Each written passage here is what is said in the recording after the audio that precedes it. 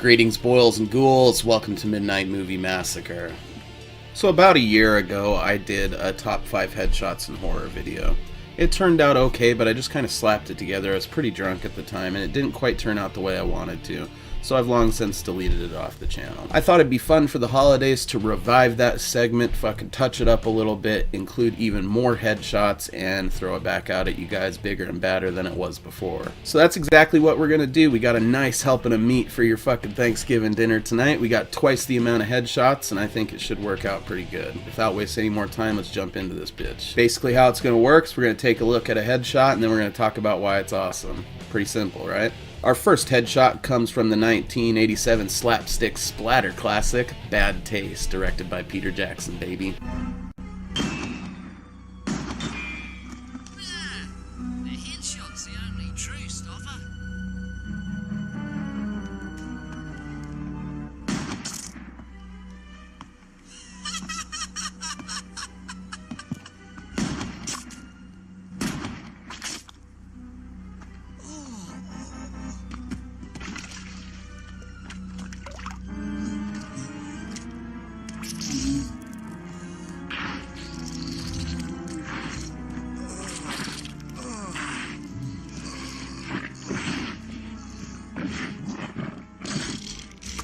Haha, that's exactly what you want to see, right? Everything about that is just fun. The fact that he misses the first couple times and the dude on the radio kind of tells him that he's got to hit the headshot. Then even after that, it takes two, like, basically point-blank shots from a fucking magnum to separate that cranium. The build-up to it is great. It's funny. The fact that he fucking takes a couple of steps afterwards and you see the blood gushing out and then he slides down the dude and fucking gets brains all over his trainers. It's just classic. What more do you want out of a B-movie headshot? Our next headshot comes from the 1997 German splatterfest, Premutos, Lord of the Living Dead. Awesome fucking movie, kind of underrated as far as splatter flicks go because it flies under a lot of people's radar. I'd put it right there with Bad Taste and like Dead Alive of just being fun B-movie splatter classics. You're not just getting one headshot here, you're getting like a plethora of them, and this is only about a third of the headshots in the actual movie, so it's definitely worth checking out.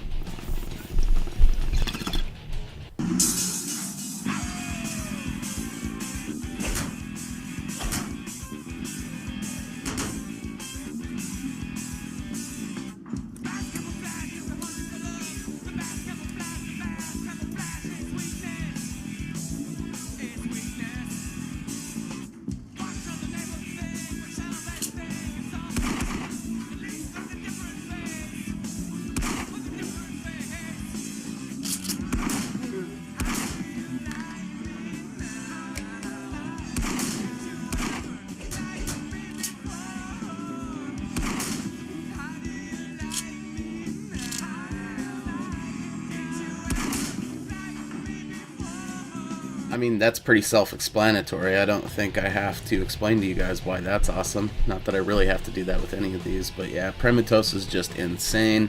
It's got a ton of blood and gore in it. It is probably one of the most splattery movies I've ever seen, actually, if I'm being honest. And it's got one of the best dubs ever recorded. You want a fucking funny clip to check out right now, or after you're done with this episode, go ahead and just type in Premutos, I believe Hey Goalie it is, into YouTube, and just enjoy. Sipping on a little barefoot bubbly this evening, all sophisticated like. As many of you guys know, I am kicking the old English. Shit's just bad for you. Not that any alcohol's good for you. But I wanted to get a little festive today, and I figure a little bit of fucking sparkling wine isn't going to kill anybody, you know? And again, you drink enough of it, or get careless with that cork. Since we talked about the bubbly and being sophisticated and shit, I guess it's time to, you know, go a little bit more high class with our headshot action right now. Our next headshot is one of the first headshots I ever saw, actually, and it comes from the 1980 slasher classic Maniac, directed by Bill Lustig. Tom Savini headshot right here, so enjoy.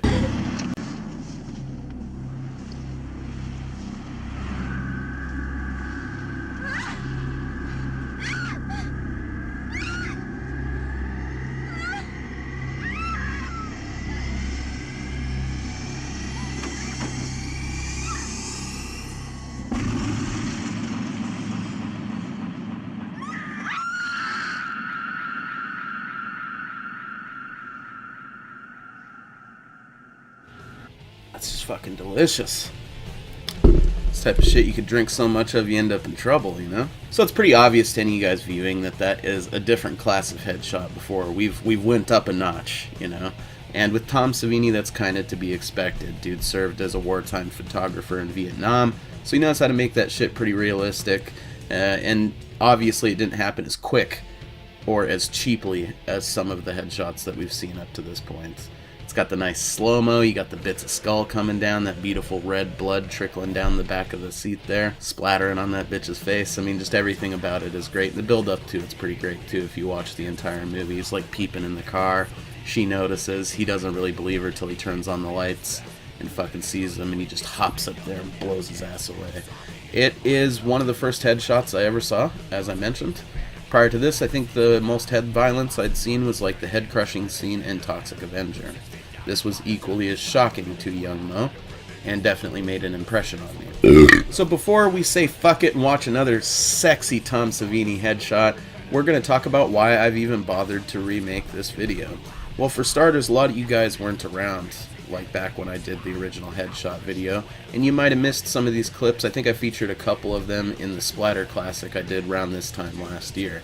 That is still up on the channel. It's just kind of one of those things. I was not happy with the way this video turned out before. It was an important video to me because I like a good headshot, and I think you guys do too. I wanted it to be as crisp as I could possibly make it. Back then my layouts kind of sucked. I just sort of slapped it together, sort of drunk over an evening like I told you before, which isn't altogether different to how I'm going to be doing this, but you know what? I'm better at doing these than I was back when I did the headshot video originally. And we've doubled this bitch in size, so any of you guys that are watching it and might remember some of these before, you're getting twice the amount of shit in this one, so I think it kind of balances itself out. Really, I just want to send this out to all you guys this Thanksgiving. You know, cheers, thanks for watching the channel. I would hope this is a treat to any of you guys revisiting these with me for the second time. And I would hope it's an extra special treat for you guys that weren't here the first time. We are going to continue this with a particularly meaty headshot from the 1981 slasher classic, The Prowler, directed by Joe Zito. Tom Savini basically followed up one epic headshot with another epic headshot. You can't fucking deny that. That's pretty fucking spectacular.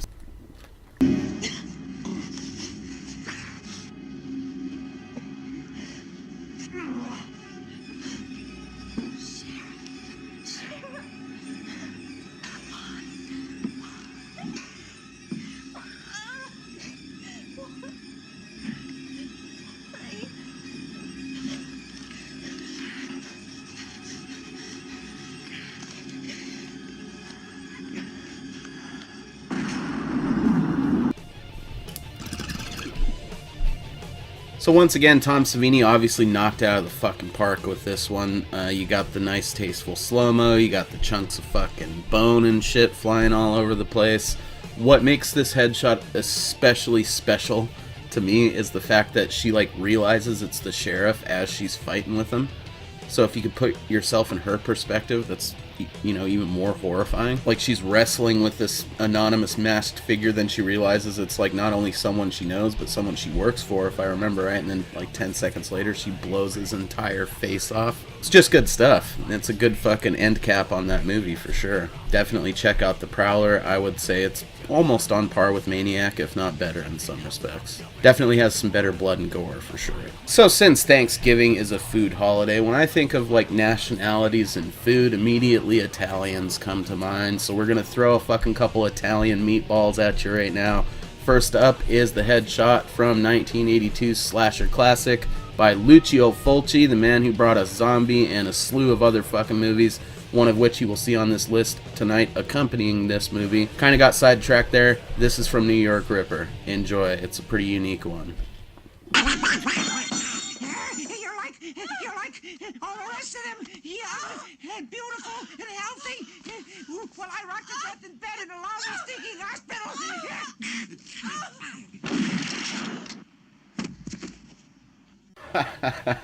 Fucking holy shit, right? Essentially what makes that unique is that it comes through the cheek, you know?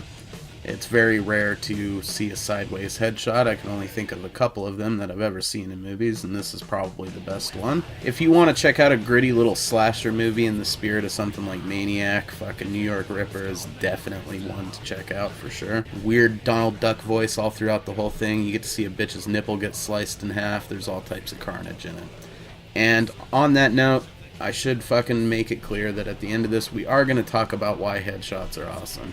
We're not just a bunch of sick fucks with a fetish for people's heads getting blown off. At least I'm not. I'm not some kind of psycho. I can't vouch for all of you guys, but empty that skull of those fucking notions just like these skulls are getting emptied on the screen right now, if you know what I mean. In any case, we have for you our second Italian meatball of the night, which comes from another Lucio Fulci movie, and that is The Beyond. This is a pretty crazy little flick. Lots of fucking blood and gore in it, just like all the other movies on our list. It's a good one, though. Check it out. Cheers.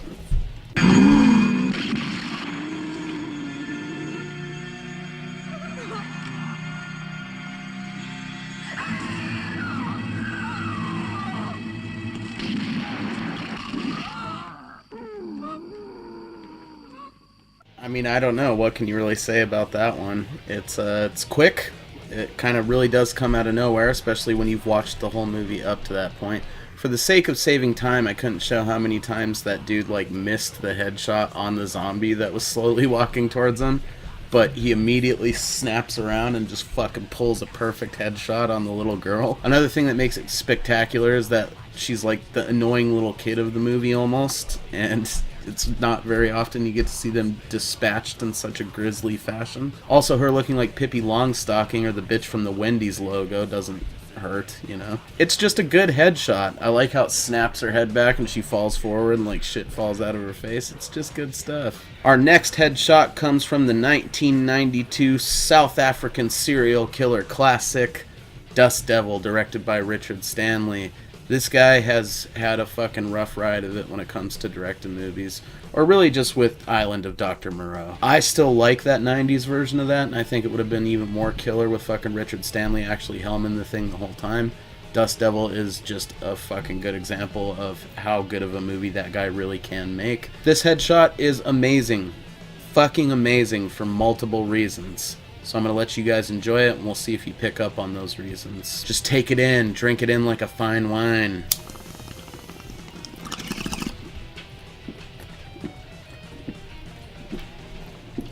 Killed it! I thought you were going to shoot me.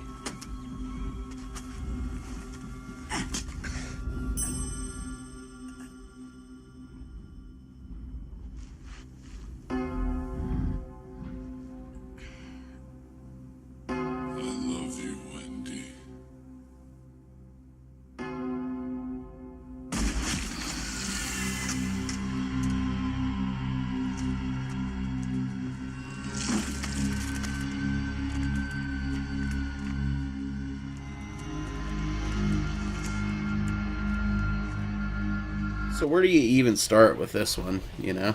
As you saw, the clip starts with him saying basically, I thought you were going to shoot me, you know? And then the old fella puts his voodoo stick in front of him or whatever, and he can't move, right? Not going to give any spoilers on that. You really need to watch the movie. And then time slows down, and you absolutely know what's going to happen next, even if it's your first time ever watching the movie. Because the build-up to it makes it very obvious. You essentially know she's gonna shoot him right in the fucking face. She fucking shoulders that 12 gauge and she's ready to blow his ass away, and he appeals to her one last time, tells her he loves her, and she just fucking splatters his ass. And the best part of all of it is how after he falls down, he's like reaching for his head and shit. That will forever be one of my favorite headshots ever executed on film. And I think you guys would agree. It's pretty outstanding. So we only have 2 headshots left this evening. One of them is kind of a cheat that I like to throw in a lot of the time on these lists because it is technically a headshot. I'll explain more after it happens. Enjoy. This is from David Cronenberg's Scanners.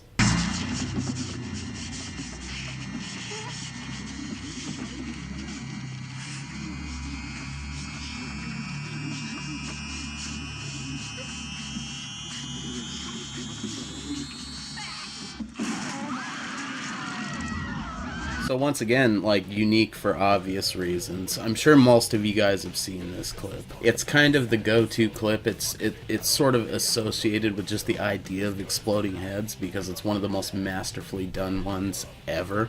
And I don't think anybody who just watched that would disagree. I just like including it in headshot categories because it technically is a headshot. He just didn't use a gun. And it's just glorious watching all that dog food fly out of that fucking fake head. If you've not seen Scanners, get out there and watch it. It's basically about people with psychic powers that fuck each other up and other people. It is, however, the only movie on our list tonight that isn't quite as splattery as you would expect from the clip that we showcased. Outside of this exploding head, the finale of Scanners is really the only effects-heavy part, but it's still an amazing movie and you should check it out today. So we find ourselves at our final headshot of the night. This one's a doozy, and it's one that I've saved back especially for last, not because it's best, just because it's awesome. These are in no particular order, they're just headshots that I appreciate equally, and I think you guys should as well. We're going to weigh in on what I think about this headshot at the end, and then we're going to talk about why headshots are awesome and practical for splatter/shock films, and then I will say goodnight for the evening. Hopefully you guys have enjoyed this. I know I have. I think that even Pete ought to be able to sell the hell out of a classy campaign like that.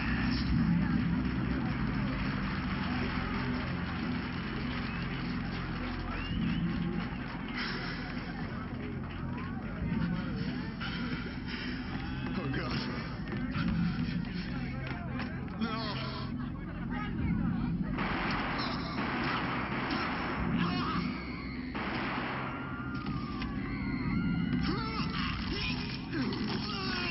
Get the Videodrome! Long live the new flesh!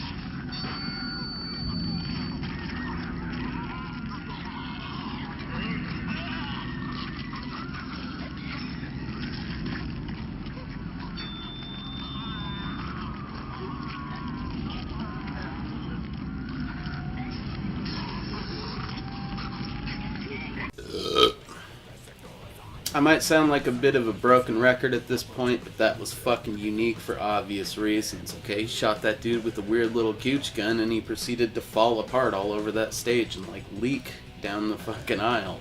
That's pretty amazing in and of itself. Another David Cronenberg movie right there, so check that out and Scanners immediately, as well as the rest of the movies on our list tonight. It's important that we touch on why headshots are a staple of horror films, especially low-budget shock cinema and splatter movies. Headshots are a super effective, shocking effect that is quick and easy to produce compared to other effects. You look at something like a disemboweling, you know, and you're pulling out someone's intestines or some shit. You need multiple appliances to pull that effect off. Whereas with a headshot, you can essentially get away with a lot of them by just building a fake head that kind of looks like the person that you're fucking shooting in the face. Fill it up with crap, SpaghettiOs, whatever, and just blow the shit up. It needs to be on screen for like 2 seconds. It provides a good shock gag that will keep people interested in the movie going forward, because they're like, oh, if they just blew someone's head up, what the fuck are they going to do next, you know? And then if you have the budget, preferably you can go into some meatier shit as the movie moves on. Maybe do a good dismemberment, multiple limbs if you can, just to show that you're like down to do some proper effects. Headshots, though, will always be the gravy that surrounds the meat, because headshots are quick, effective. If you put enough effort into it too, you can make them quite shocking, as you saw from some of the stuff we watched tonight. And if you fucking put enough thought into the build-up to a headshot, you can make that moment one of the fucking most memorable moments of somebody's horror movie fucking lifetime, you know? It's one of those things that it's like a subtle art form that can be elevated to just pure mastery if they figure out how to do it proper. The backbone of a splatter flick, in my opinion, is a good old headshot. There is a couple I wanted to include tonight that I could not find good footage of on YouTube, and I didn't really feel like digging through the collection, finding the DVD, and fucking taking the footage myself. This was just kind of supposed to be something fun that I tossed together for you guys. Much like last time, I tried to approach it with the same spirit, but with just a little bit of know-how on top of that. Hopefully it's paid off. Just cracked another bottle of bubbly in your guys' fucking honor. Cheers, guys. We'll see you back here next time. Happy fucking Thanksgiving.